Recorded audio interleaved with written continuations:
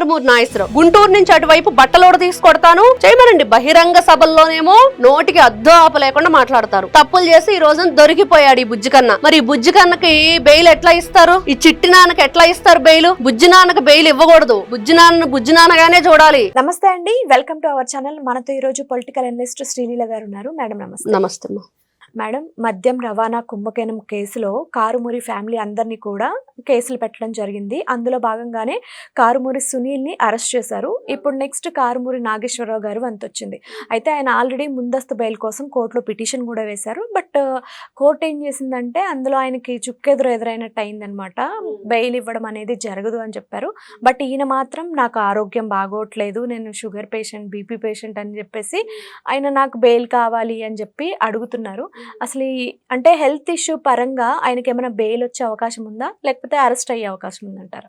అంటే ఇక్కడ గౌరవ జస్టిస్ ఎవరైతే ఉన్నారో అక్కడ వాళ్ళందరికి కూడా ఒకటే నేను మనవి చేసుకునేది, గతంలో వైఎస్ఆర్సీపీ పార్టీ అధికారంలో ఉన్నప్పుడు ఎవరికైనా వాళ్ళ ఆరోగ్య సమస్యల్ని వీళ్ళు పర్యవేక్షణలో తీసుకున్నారా? ఎవరైనా సరే వాళ్ళ ఏజ్ రీత్యా రాలేమని చెప్పినా వినిపించుకున్నారా? ఆ రోజున చేసిన రిమాండ్లేంటి, డిమాండ్లేంటి, వీళ్ళు ఏ విధంగా వాళ్ళ మీద టార్చర్ చూపించారో అదంతా ఒకసారి వెనక్కి తిరిగి వీళ్ళకి గుర్తు చేయాలి. లేదా పెద్ద స్క్రీన్ వేసి అక్కడ చూపెట్టాలి. కారుమూరి నాగేశ్వరరావు గారు ఏ విధంగా మాట్లాడారు, ఎలా రెచ్చిపోయారు, రైతులు సైతం ఏదో దద్దమల్లారనో ఏదో అన్నాడు, అలా ఎలా మాట్లాడతారు మీరు అంటే, అరే అలా మాట్లాడితే బుజ్జి కన్నా చిట్టి నాన్న అని అర్థం. అంటే ఇప్పుడు ఈ బుజ్జి కన్నని చిట్టి నాన్న ఏమని అడగాలో నాకు అర్థం కావట్లేదు. ఇప్పుడు గుర్తొచ్చిందా ఏజ్? ఇప్పుడు గుర్తొచ్చిందా మీకు అనారోగ్య సమస్యలు ఉన్నాయని? మరి 75 ఏళ్ల నారా చంద్రబాబు నాయుడు గారి విషయం ఏంటి? ఆ రోజున ఏం చేశారు మీరు? రాజమండ్రి సెంట్రల్ జైల్లో వేడి నీళ్లు ఇవ్వట్లేదు అని చెప్పేసి భువనమ్మ బయటకు వచ్చి ఒక మాట మాట్లాడితే, దోమలున్నాయి కనీసం ఆ మస్కిటో సంబంధించిన నెట్ ఏదైనా ప్రొవైడ్ చేయండి అని అడిగితే, కూర్చోటానికి ఒక కుర్చీ, పెన్ను పేపర్ పెట్టుకుని రాసుకోవడానికి ఒక టేబుల్ అడిగితే, ఈ రోజున వీళ్ళకి దిళ్ళు, దుప్పట్లు, ఇంటి భోజనము, మళ్ళా ప్రోటీన్ ఫుడ్, గాడిది గుడ్డు అన్ని కావాలి. కానీ ఆ రోజున గౌరవంగా ఆయనంతా ఎన్నిసార్లు ముఖ్యమంత్రిగా చేశారు, ఎన్నిసార్లు మంత్రులుగా చేశారు, ఎంత రాజకీయ అనుభవం ఉంది, ఎంత గొప్పగా ఒక చరిత్ర సృష్టించిన నాయకుడిని మాత్రం మీరు ఎంత దారుణంగా హింసించారు? ఎవరు మర్చిపోతారు? ఈ రోజున నారా చంద్రబాబు నాయుడు గారు కాలమే సమాధానం చెప్తుందని చెప్పి ఆయన ఊరుకున్నా, నారా లోకేష్ గారు వాళ్లే బుక్ అయిపోతున్నారు రా, నా రెడ్ బుక్ తో కూడా పని లేదని చెప్తున్నా, ప్రజలు మాత్రం మర్చిపోలేదు. ఆ దారుణమైన సంఘటనలు మర్చిపోలేం కూడా. వీళ్ళు మాట్లాడిన మాటలు, చేసిన తప్పులు, ఎదుటి వాళ్ళని ఈ రోజున నా బీపీ షుగర్ అని చెప్తున్నారు కదా. ఈ రోజున గౌరవ వ్యవసాయ శాఖ మంత్రిగా ఉన్న అచ్చెన్నాయుడు గారికి పైల్స్ ఆపరేషన్ చేస్తే ఒక పక్క బ్లీడింగ్ అవుతున్నా కూడా వదిలిపెట్టకుండా ఎన్ని కిలోమీటర్లు తిప్పారు? ఎంత దారుణంగా అరెస్ట్ చేశారు?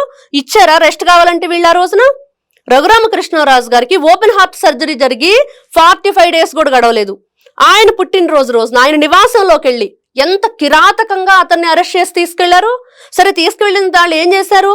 ఇనుప చువ్వలతోటి కాళ్ళు కట్టేసి మంచం మీద పడుకోబెట్టి కట్టేసి పైన గుండెల మీద ఒకడు కూర్చుంటే మంచం కూడా ఇరిగిపోయింది. ఇవన్నీ ఆయనే స్వయంగా చెప్పారు రఘురామకృష్ణరాజు గారు. ఎంత దారుణం! వాళ్ళ సొంత ఎంపీ మళ్ళీ ఆయన వైఎస్ఆర్సీపీ పార్టీలో. ఇన్ని కిరాతకాలు చేసిన మీరు ఈ రోజున చేసిన తప్పులకి అరెస్ట్ అయితే బెయిల్ కావాలా? ఇప్పుడు ఈ రోజున వీళ్ళకి బీపీలు, షుగర్లు, ఇంకేదైనా గుర్తొస్తాయి. వీటన్నిటికీ సమాధానం చెప్పండి. ఇవన్నీ కూడా వీళ్ళకి స్క్రీన్ వేసి చూపెట్టాలి, పోలీసులు గాని, న్యాయ వ్యవస్థ గాని. కారుమూరి నాగేశ్వరరావు గుంటూరు నుంచి అటువైపు బట్టలోడ తీసుకొడతాను, అనంతపురం నుంచి ఇంకో వైపుకి ఇళ్లలోంచి లాక్కొచ్చి ఏదో చేస్తామని చెప్పాడు. చేయమనండి. బహిరంగ సభల్లోనేమో నోటికి అద్దు ఆప లేకుండా మాట్లాడతారు. తప్పులు చేసి ఈ రోజున దొరికిపోయాడు ఈ బుజ్జికన్న. మరి ఈ బుజ్జికన్నకి బెయిల్ ఎట్లా ఇస్తారు? ఈ చిట్టి నాన్నకి ఎట్లా ఇస్తారు బెయిల్? బుజ్జి నాన్నకి బెయిల్ ఇవ్వకూడదు. బుజ్జి నాన్నగానే చూడాలి, పిలవాలి విచారణకి. ఇక్కడ వీళ్ళు చేసిన తప్పేంటి అంటే, ఇక్కడ న్యాయస్థానం ఎందుకు కాదంది అంటే, నిజంగా అక్కడ మద్యం కుంభకోణంలో వీళ్ళు చేసినవన్నీ కూడా అవకతవకలు, అక్కడున్న ఈ సాక్ష్యాధారాలు ఎక్కడ తారుమారు చేస్తారో, ఎక్కడ వీటన్నింటినీ కూడా మిస్ చేస్తారో అన్న ఆరోపణలు వీళ్ళ మీద ఉన్నాయి. అవన్నీ కూడా నిరూపణ చెయ్యాలి. ఆరోపణలతో వదిలేస్తే ఎట్లా కుదురుతుంది? వీళ్ళని కూర్చోబెట్టి బుజ్జికన్నా ఏం జరిగిందమ్మా అని చెప్పి అడగాలి కదా. అడిగితే ఇప్పుడు సమాధానం బయటకు వస్తుంది. ఏది మర్చిపోయే విషయాలు కాదు. వీళ్ళు అధికారంలో ఉన్నప్పుడు ఎంత నీచంగా ప్రవర్తించారు, ఎవ్వరికి కూడా పాపభీతి లేకుండా ఎలా అరెస్టులు చేశారు, ఏ విధంగా వాళ్ళ మీద కేసులు నమోదు చేశారు, 3rd డిగ్రీలు ఇచ్చారు. అసలు పట్టాభి గారు ఏం చేశారు? ఏమన్నారు? అన్నాడు. అసలు అన్న పదానికి అర్థం చేస్తారు జగన్మోహన్ రెడ్డికి. ఆయనే స్వయంగా ముఖ్యమంత్రి హోదాలో ఉండి ఎవరు స్క్రిప్ట్ ఇచ్చారో తెలియదు కానీ బయటకు వచ్చి డికేకి అర్థం చెప్పాడు. లా కొడక అని అర్థం అని.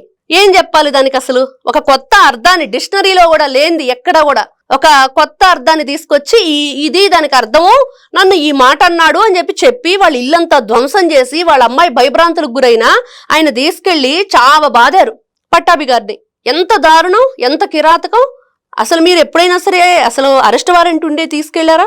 అర్ధరాత్రి అపరాత్రి ఇళ్లలో దూరి గోడలు దూకి వాళ్ళ ఇల్లు ధ్వంసం చేసి ఎంత ఎంత దారుణాలు చేశారు. ఈ రోజున వీళ్ళు మాత్రం అక్రమంగా అన్యాయంగా ప్రజల రక్తాన్ని పీల్చి పిప్పి చేసి ఇలా నాసిరకం మద్యం తయారు చేసి కేవలం వీళ్ళు చేసిన ఈ అక్రమాలు చేయటానికి ఎన్ని దారులు వీళ్ళు చేశారంటే, అడ్డదారులు అంటే ఈ దోపిడీదారులు చేసినవి అన్ని అడ్డదారులు దొక్కారు. ఈ రోజున ఎట్లా ఊరుకునిద్ది కోర్టు? ఎలా ఇస్తుంది బెయిలు? అసలు ముందస్తు బెయిల్కి ఎందుకు అప్లై చేస్తారు? నిరూపించుకోండి నిజం. మేము తప్పు చేయలేదు, మేము చాలా మంచివాళ్ళం అని చెప్పండి. ఇవెందుకు? ఇప్పుడు అక్రమ కేసులు అసలు మేము ఏ కుంభకోణం జరగలేదని జగన్మోహన్ రెడ్డి మొత్తుకుంటుంటే వీళ్ళు నాకు బీపీ ఉంది, షుగర్ ఉంది, వయసు ఎంత ఉందని చెప్పటం ఎందుకు? మేము అసలు చేయలేదని చెప్పొచ్చు కదా, అది ప్రూవ్ చేసుకోవచ్చు కదా. నిజంగా మీరు మంచి వాళ్ళు అయితే, నిజాయితీ పరులు అయితే. కారుమూరి ఆల్రెడీ అనిల్ ఉన్నాడు, కారుమూరి సునీల అనిల్ వాళ్ళ అబ్బాయి లోపల. ఆ అబ్బాయిని మొన్న కూడా విచారణ పిలిస్తే అడిగితే తెలియదు, గుర్తులేదు, మర్చిపోయా. విత్ ప్రూఫ్స్ తో వాళ్ళ కాల్ రికార్డు కానీ వాళ్ళు ఏ టయాల్లో ఎంతమందికి ఎన్ని వందల సార్లు ఫోన్ చేశారు కూడా బయట పెట్టారు.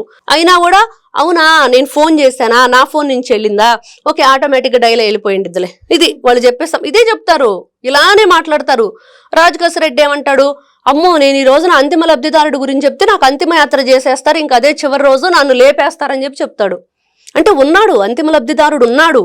ప్రతిసారి మనం ఇక్కడ కుంభకోణం, ఈ మద్యం కుంభకోణం కేసులో మాత్రం ఒక వండర్ అయితే జరుగుతుంది. ఆ వండర్ ఏంటంటే ప్రతిసారి పోలీసుల విచారణలో ఎవరో నోరు మెదపట్లేదు.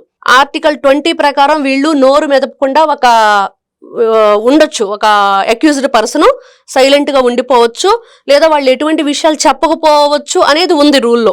కాబట్టి అందుకని వాళ్ళు ఆ చిన్న ఆ లూప్ హోల్స్ ఏవైతే ఉన్నాయో ఈ న్యాయ వ్యవస్థలో వాటిని ఉపయోగించుకొని తప్పించుకుంటున్నారు. బయటికి పోలీసు వాళ్ళు బయటికి ఏం చెప్తున్నారు? ఈ న్యూస్ పేపర్లకు కానీ ఛానల్స్ కానీ బయటికి మనకు వచ్చే వివరాలు ఏంటి? అసలు ఎవరు ఏ విషయాలు చెప్పట్లేదు, అసలు నెక్స్ట్ ఎవరున్నారనేది తెలియట్లేదు అంటున్నారు. కానీ మళ్ళా దీంట్లో ఈడీ ఎంటర్ అయింది, సిబిఐ సిఐడి వాళ్ళు ఏదైతే వీళ్ళు వెంటనే కూడా ఒక ఛార్జ్ షీట్ నమోదు చేస్తున్నారు, లేకపోతే వాళ్ళకి ఇన్ని వేల పత్రాల ఛార్జ్ షీట్ నమోదు చేసి కోర్టుకి పంపిస్తున్నారు. అవన్నీ వచ్చిన తర్వాత మళ్ళీ కొత్త వ్యక్తులు జాయిన్ అవుతున్నారు. అంటే బయటికి తెలియకుండా లోపల నిజాలు కక్కిస్తున్నారు.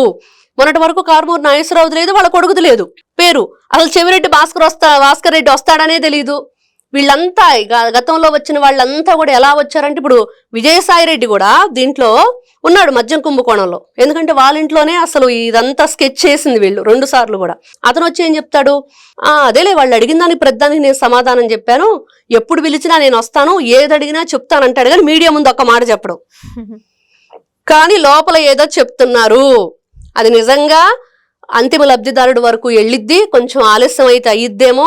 ఈ రోజున ఈ బుజ్జి నాన్నను మాత్రం వదిలిపెట్టే ప్రసక్తే లేదు.